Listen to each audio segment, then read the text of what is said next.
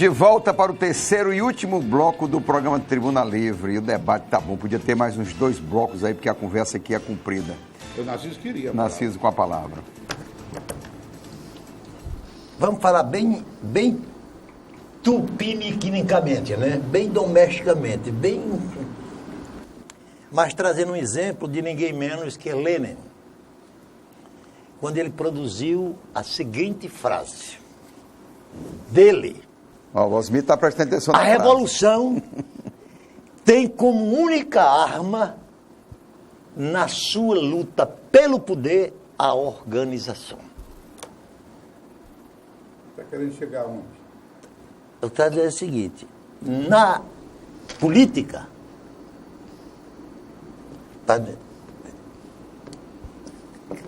a oposição e o governo, nas suas lutas, na busca pelo poder, a única arma que tem é a organização. Vamos citar aqui 4 exemplos. Aqui reclama que o PT está no governo há 5 governos. Sim. Mas o tucano que reclama disso aqui, ele acha normal que São Paulo esteja a 6. Hein? Não percebeu se Eduardo Campos não tivesse morrido? Tinha também implantado a meca do PSB lá no Pernambuco.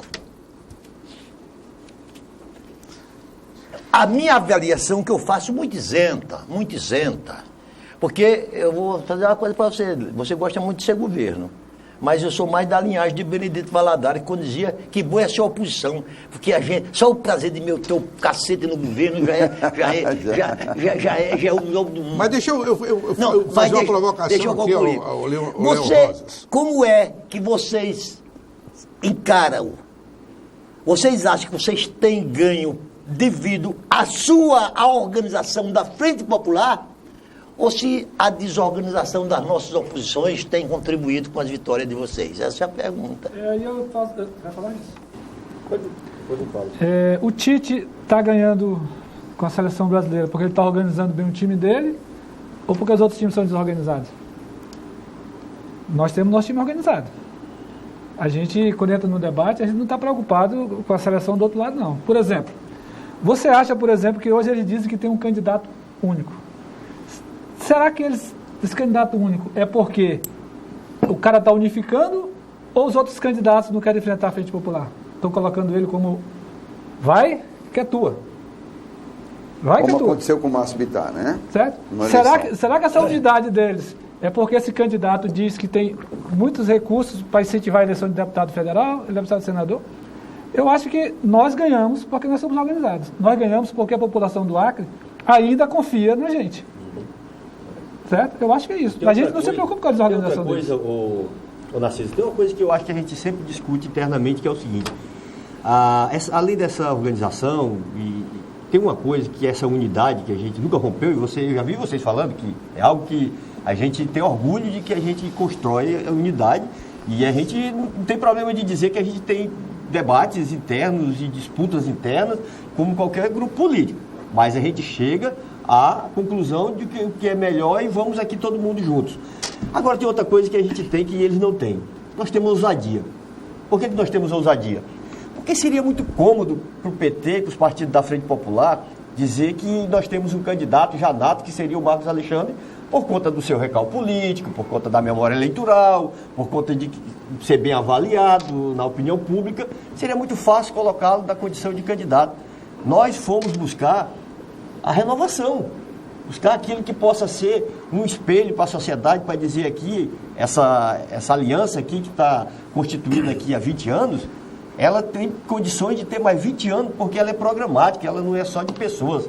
Agora, como o Léo falou, se você tem só um Neymar e não tem o Tite para comandá-lo, aí é complicado. Mas aí não tem o Felipe Coutinho, não tem o Felipe Coutinho, não tem o Paulinho. Não tem o Paulinho, o Felipe Coutinho. Eu não vou entrar aqui no mérito se é correto ou não. Não vou entrar nesse mérito. O que eu posso dizer é o seguinte, do que eu conheço a Frente Popular. Lá tem uma pessoa que determina, que diz quem é. E vamos acabar com essa história de achar que aqueles pequenos partidos têm alguma influência e indicação disso ou daquilo. Não tem. A indicação é sempre de cima, ou do governador, normalmente hoje é do governador. Ele diz, nosso candidato é fulano e pronto. Quando ele fez essa questão, está fechada a questão. Ele tem um comando. Eu volto a dizer, não sei se é certo ou errado. Coordenar o processo é uma coisa. Não estou dizendo que é certo ou errado, eu volto a dizer. Coordenar o processo, eu concordo com você. Mas não vamos dizer que é a partir de um debate que chega-se àquele entendimento do melhor candidato. Não é isso. Coordenar o debate é uma coisa. Não é Definir isso. É outra. O governador tem feito a coordenação dos trabalhos e ele, por uma prerrogativa que é o governador, vai coordenar a sua associação dentro da Frente Popular. E isso foi dado por todos os partidos, os pequenos, os médios e os grandes da Frente Popular. Você diga, não é candidato a nada. E não é candidato a nada, aliás. Sim, mas isso é o poder de governo, gente. Isso não foi agora, isso foi assim em governos passados. Essa vaidade o governador não tem. Mas, Osmir, o Tancredo Neves dizia que eu não tenho muita admiração pelo Tancredo Neves, não, porque tudo que ele se meteu não deu nada certo. Foi muito da morte dele. Nada que Tancredo Neves... A morte dele do Ayrton Senna quase que eu morro. Até o parlamentarismo, que é a salvação do nosso país, caiu na mão deles e ele deixou escapar. Já imaginou? Foi primeiro-ministro, né? Já imaginou? João Foi Goulart. primeiro-ministro. João Goulart, né? Do governo fraco e não se manteve como primeiro-ministro.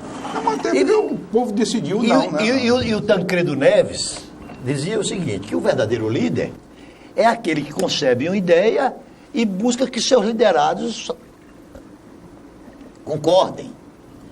Mas você não me respondeu por inteiro a minha pergunta, não. Então, cutuca. Maquiavel disse que em qualquer embate, tão importante quanto a organização do seu exército é a desorganização do exército do adversário. E o Sun Tzu também. Será que você não... Eu pergunto, vocês contam com essas duas variáveis? Antes de você responder, eu faço uma complementação. Deixa ele complementar. Viu, Léo? Você está sempre cuidando da nossa cara. Deixa a desorganização dele lá, vai que a gente fala... A pergunta que quer calar é a seguinte, vocês acham que vai ter unidade em torno do Senado lá? Vai. Eu acredito que vai. É questão de Olha, fé. o que o Léo colocou aqui, tem um candidato. A oposição, e qualquer oposição, não é só oposição, qualquer oposição, se ela tem juízo, ela vai ter que ter um candidato para o governo. Como é que ela vai se dividir?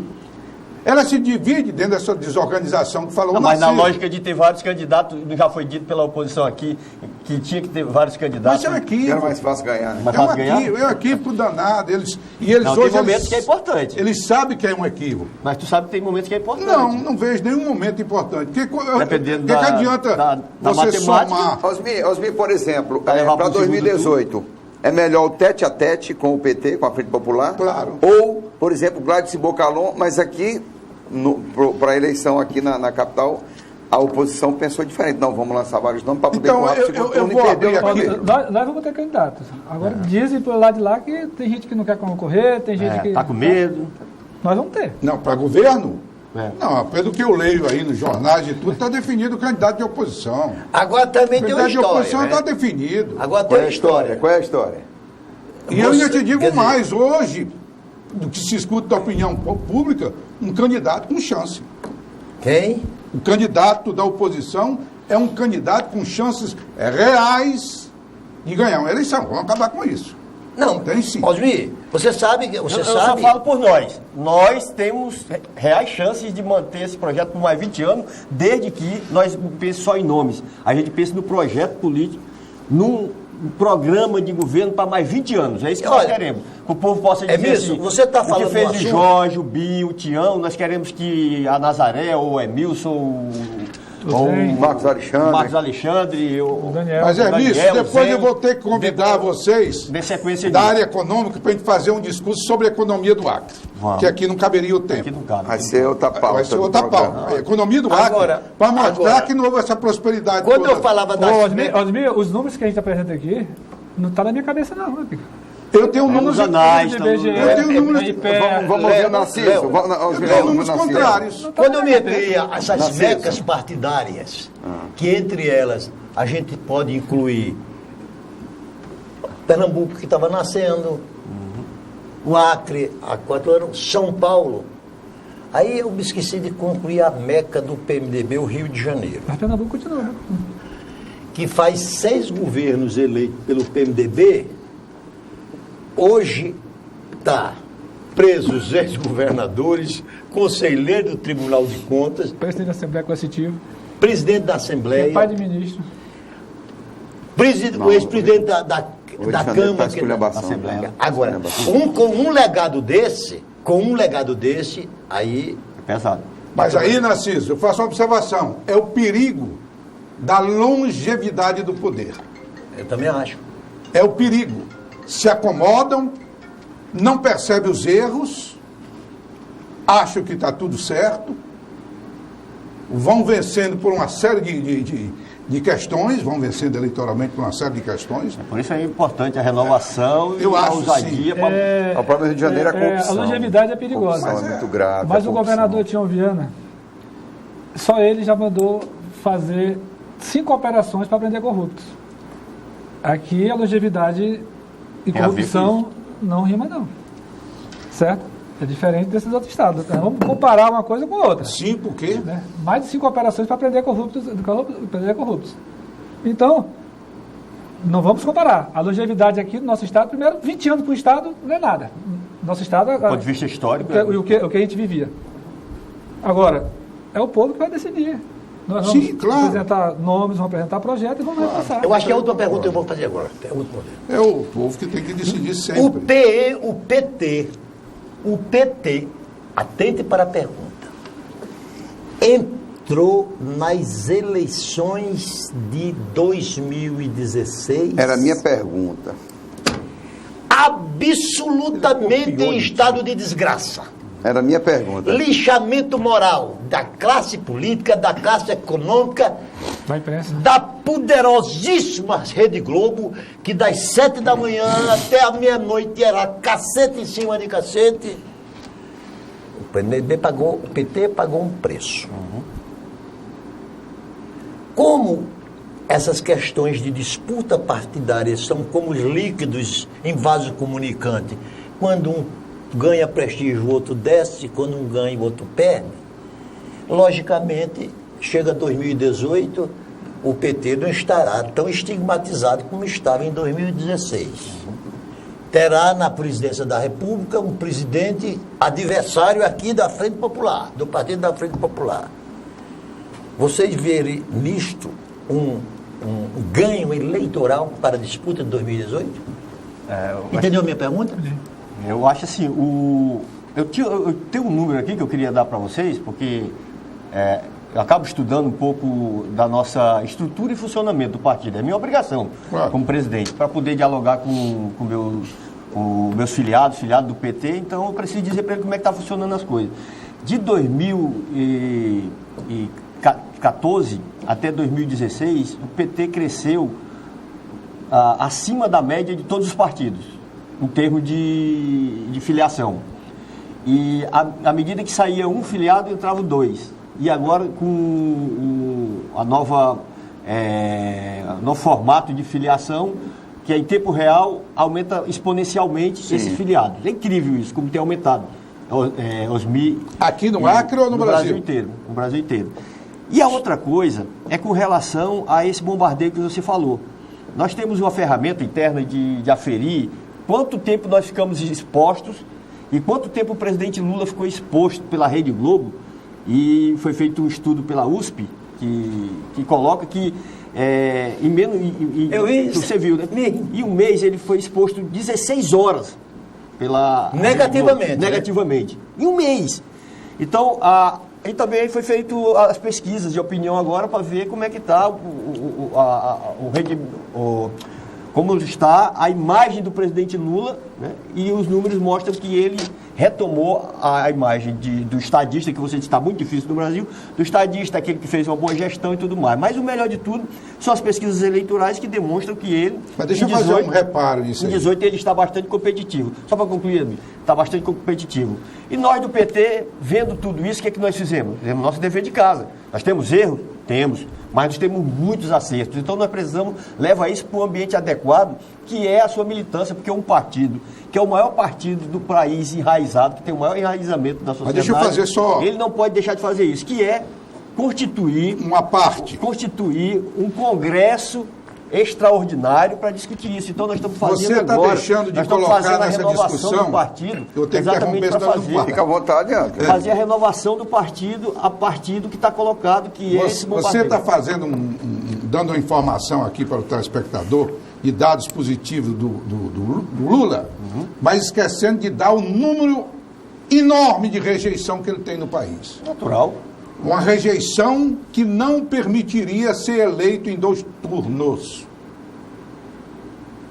É uma rejeição acima de 60%, quase 60%. 48% da última rejeição que foi colocada. Eu vi uma de quase Não, 60%. Não, é impossível. Se ele, Quase isso é impossível. 60%. É impossível. Né? E aí então os uma outros não tiveram rejeição votos. que não, é poucas. Eu vou tentar colaborar aqui Essa na pergunta do 16 Narciso. horas expostas no mês, faz Vamos lá. Eu vou tentar colaborar aqui na pergunta do Narciso em relação a nós entrarmos na disputa com um presidente que não é afinado politicamente conosco. Vários estados que são afinados com o presidente da República passam por dificuldades seríssimas que nós não vivemos. Essa semana o governador esteve em Brasília e fez um pedido ao DENIT. Fez um pedido para que o DENIT autorizasse o governo a assumir a BR-364. Mas que BR-364? Que trecho? No trecho dentro de Rio Branco. Porque se aqui dentro da cidade de Rio Branco está como está, você imagina para Cruzeiro do Sul. Aí você diz assim, mas o PT está há tantos anos fazendo essa obra e não conseguiu terminar. É fato. Mas o próprio DENIT falou que foi feito dentro dos critérios técnicos determinados pelo DENIT. Em 2014, quando nós entregamos a BR-364, nós saímos daqui para almoçar em Cruzeiro do Sul e de Cruzeiro do Sul para jantar aqui em Rio Branco. Mas esse pedido não seria só para você continuar, você continua. Esse pedido seria para o DENIT entrar com dinheiro. O ano passado, e o governo fazer a obra? O ano passado, final do ano passado, houve uma grande festa em Cruzeiro do Sul, quando o ministro falou assim, não vai faltar dinheiro para a BR-364, nós vamos fazer agora uma estrada do tamanho dos sonhos dos acrianos. Daí o que dá. Fechado. Ontem, houve um corte astronômico, da corte astronômico, 50 bilhões de reais para do orçamento e aumento de imposto, ninguém tratou. Isso né? vai atingir as emendas impositivas por ramais. Quem vai fazer os ramais? Então, a diferença grande, sabe o que era? Que a Dilma e o Lula olhavam para os estados menos favorecidos. O nosso governador, a nossa bancada chegava lá e tinha prestígio para trazer os recursos.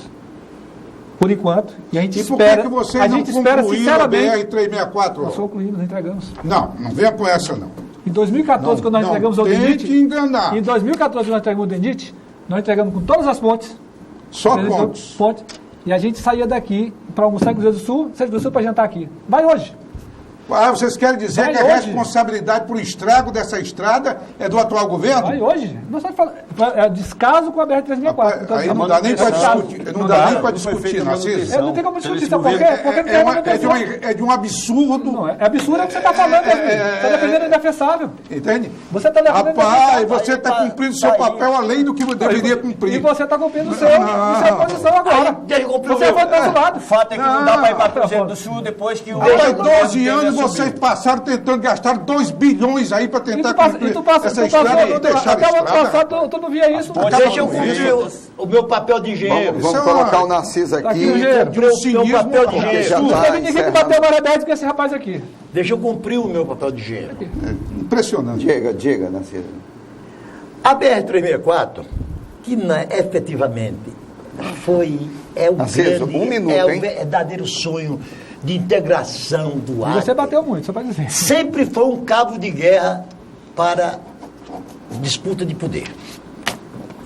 Quando o PT estava fora do governo, reclamava que Orley Cameli fazia o trecho da BR-317 a 300 mil reais o quilômetro, quando inteligentemente ou espertamente Orley Cameli, sabendo que vinha enfrentar o trecho Sena Madureira, Feijó, o buraco é mais embaixo, aí asfaltou daqui para Brasileia, Brasil. quando Brasil foi o Jó. para fazer 1 quilômetro daquela estrada, para fazer 30 quilômetros daquela estrada, é o custo para fazer 1 quilômetro aqui. Jorge Viana chega aqui em Cruzeiro, do governo, Aí vai fazer o trecho já de Brasileira Assis Brasil, que quem conheceu aquele trecho ali, parecia uma Sou de lá, senoidal. não vi muita dólar na estrada. 365 O ladeiras. preço já foi o triplo do que Orley tinha sido feito. Aí os adversários para dizer, está superfaturado. O que acontece com a BR-364 é que em momento nenhum houve superfaturamento na construção da BR-364. Isso aí eu concordo. E em momento nenhum, e eu também fui engenheiro do DNR, eu estou falando com a autoridade de quem foi engenheiro do DNR. Faz antigo na CDR. É que esta BR nunca foi feita obedecendo a um projeto final de E engenharia. um critério técnico. Encerramos o Todos os programa. critérios O técnicos. Sérgio Mamani falou isso. Hein? O superintendente do Não, mas- O tempo está estourado. Sérgio Mamani falou isso. Aí Então, continua vai esse dizer cabo de que- guerra. O tempo está estourado. O tempo está Entregou. estourado. O tempo está estourado. É absurdo. Muito obrigado nem pela ter participação de falado todos. A gente vai encerrar PT. com uma frase, uma breve frase aqui Vai ser o de cada último. um dos participantes. Vai ser o Começa por último. ele. É. Vou começar contigo. A minha né? só tem 4 palavras. Então diga as 4 e... Os fatos são teimosos. Leonildo, uma frase, uma palavra. Uma palavra, obrigado por ter o privilégio de estar aqui com vocês, de debater assuntos tão importantes e tão polêmicos e fundamentais para o desenvolvimento e o futuro do nosso Estado. Hermício, uma palavra aí para o futuro. Eu vim aqui para falar para vocês que nós estamos unidos e vamos continuar sendo ousados sob a liderança do governador Tião Viana. Osmir, a sua vez. Não, eu vou ter que ter uma frasezinha, não é uma frase, é um ponto de vista. Me impressiona como o PT tenta transformar este Estado numa coisa que ele não é. Bom, a minha frase é o seguinte, para encerrar aqui, essa frase que ninguém inventou, mas o que eu vi nessa câmera aqui, o que eu tenho assistido de querer aumentar impostos no Brasil é inaceitável. As pessoas precisam se manifestar nas redes sociais, em qualquer lugar, porque é inadmissível aumento de impostos num país que é o que mais no mundo se cobra imposto. Eu concordo. É um absurdo. É confisco. É o confisco. Aí é. Não é imposto, é- Obrigado pela audiência, pela grande audiência do programa. Obrigado mesmo a todos vocês. Boa noite.